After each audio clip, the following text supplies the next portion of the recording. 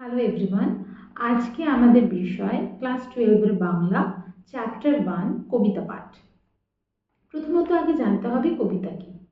রবীন্দ্রনাথের ভাষায় বা রবীন্দ্রনাথের মতে কবিতা হচ্ছে কবি যখন নিজের মনের ভাবটি একটা কথা বা শব্দ সম্ভার সংগ্রহ করে আনন্দলোক সৃষ্টি করেন এবং শব্দে, সঙ্গীতে, উপমায়, চিত্রকল্পে এবং তার অনুভূতির মাধ্যমে সেটিকে প্রকাশ করছেন। অবশ্যই রিদমিক হতে হবে, তখনই সেটা কবিতায় পরিণত হচ্ছে। একটা কবিতা যখন পাঠ করা হয় তখন সেক্ষেত্রে দুটো বিষয় আমাদের মাথায় রাখতে হবে। একটা হচ্ছে ছন্দ, আরেকটি হচ্ছে অলংকার। ছন্দ কি? ছন্দ আমরা কেন ব্যবহার করব?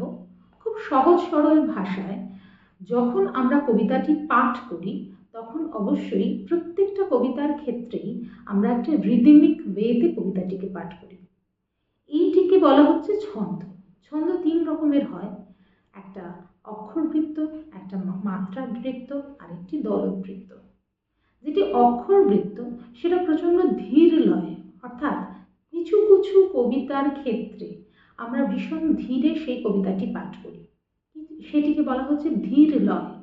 কিছু কবিতার ক্ষেত্রে আমাদের লয়টা হয় মধ্যম, অর্থাৎ না খুব দ্রুত না খুব ধীরে, সেটাকে বলা হচ্ছে মধ্যম লয়। সেটা হলো মাত্রাবৃত্ত। প্রথমেরটা যেটা ধীর লয় সেটাকে বলা হচ্ছে অক্ষরবৃত্ত ছন্দ।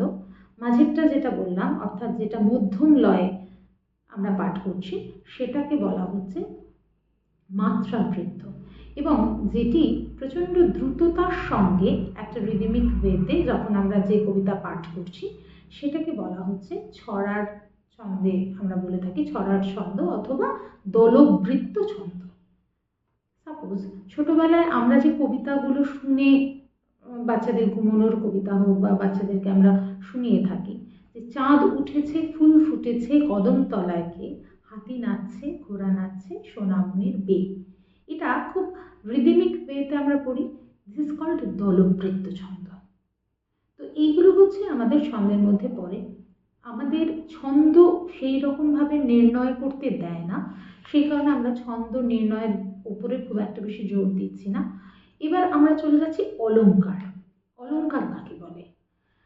একটি কথা যখন আমরা বলার চেষ্টা করছি সেই কথাটির মধ্যে যখন আমি জানি না তো, এই তো শব্দটার মধ্য দিয়ে একটা কথার মনের ভাবটা কতটা সফট ভাবে কথাটিকে বলবো সেটা কিন্তু আমরা কিছু কিছু শব্দ অ্যাপ্লাই করে সেই কথার মাধুর্যটাকে বাড়িয়ে দিই।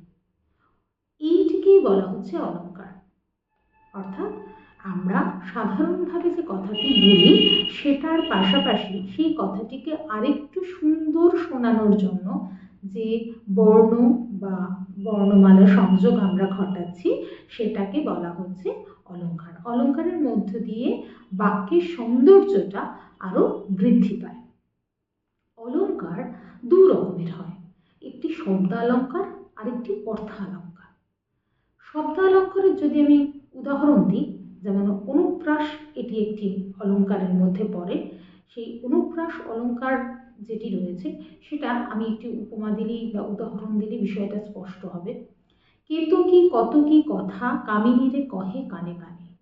এই কেতকী কতকী কথা প্রত্যেকটা বর্ণ একদম শব্দের প্রথম যে লেটারটি সেখানে কয়ের বারবার আমরা ব্যবহার করছি, সেটাকে বলা হচ্ছে এই শব্দালংকার। কারণ আমরা সেটা শব্দের মধ্যে প্রয়োগ করছি যেহেতু, সেই জন্য সেটিকে বলা হচ্ছে শব্দালংকার। এই ঠিক একই রকমভাবে আমরা অর্থালংকারের কথা আলোচনা করব, কিন্তু অর্থালংকারের ক্ষেত্রে বাহ্যিক যে কোনো সেই রকম চেঞ্জেস হচ্ছে সেটা ওইভাবে বোঝা যায় না, এটা আভ্যন্তরীণ চেঞ্জ। কেমন আভ্যন্তরীণ চেঞ্জ?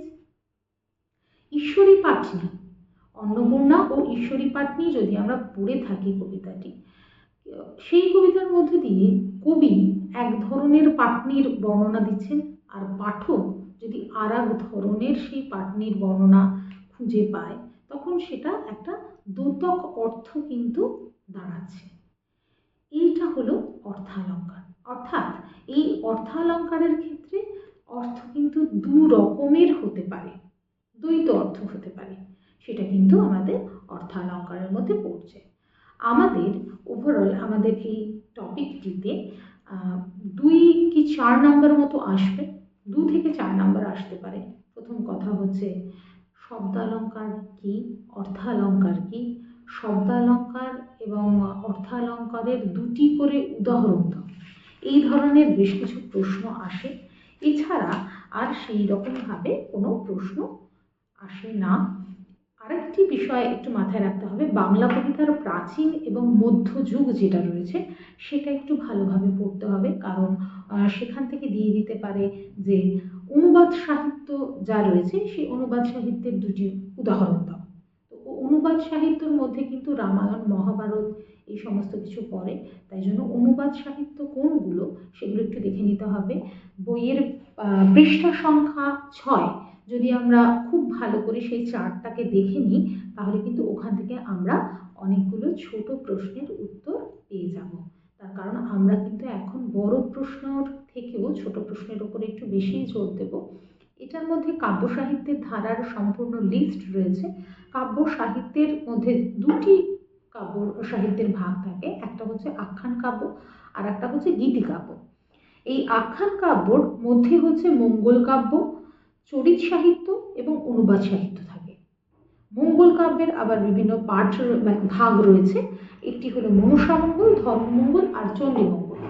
প্রত্যেকটি যে কাব্যটি রচনা করেছেন সেই রচয়িতাদের নামটা অতি অবশ্যই মনে রাখতে হবে। অনেক সময় প্রশ্নে থাকে যে মঙ্গল কাব্যের রচয়িতাকে, বা আদার্স যে চণ্ডীমঙ্গল অথবা চৈতন্য চরিতামৃতের রচয়িতাকে, তো সেগুলো যদি একটু দেখে নেওয়া